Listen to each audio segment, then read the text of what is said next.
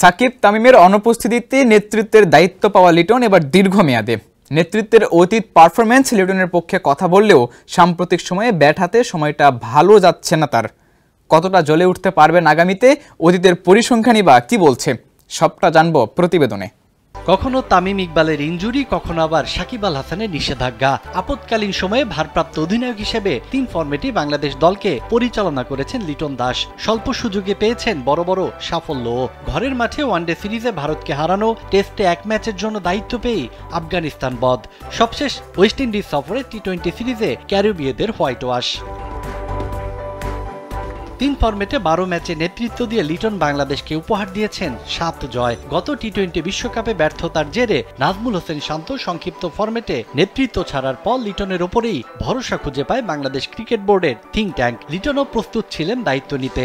একান্ত সাক্ষাৎকারে কালবেলাকে জানিয়েছিলেন নেতৃত্ব কতটা উপভোগ করেন ক্লাসিক এই ব্যাটার। তাছাড়া অধিনায়ক হিসেবে বিশ্ব দরবারে লাল সবুজের দেশকে প্রতিনিধিত্ব করার গৌরবের ব্যাপার তো আছেই। স্যান্ডেলিনা সো, রূপচর্চায় আভিজাত্য।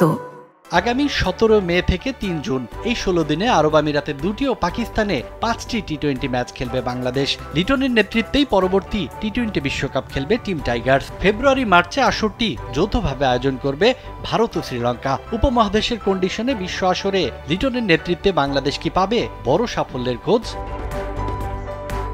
টি-20 আইসিসি ইভেন্টে একাধিক জয়ই বাংলাদেশের সেরা পারফরমেন্স, সেটি 2022 অস্ট্রেলিয়া বিশ্বকাপে। কখনো শেষ 4-এ উঠতে না পারা দলটি নিশ্চয়ই চাইবে এবার সামনের 7 ম্যাচে বেস্ট কম্বিনেশন দাঁড় করিয়ে এশিয়ান কন্ডিশনের বিশ্বকাপে সেরা সাফল্য উপহার দিতে।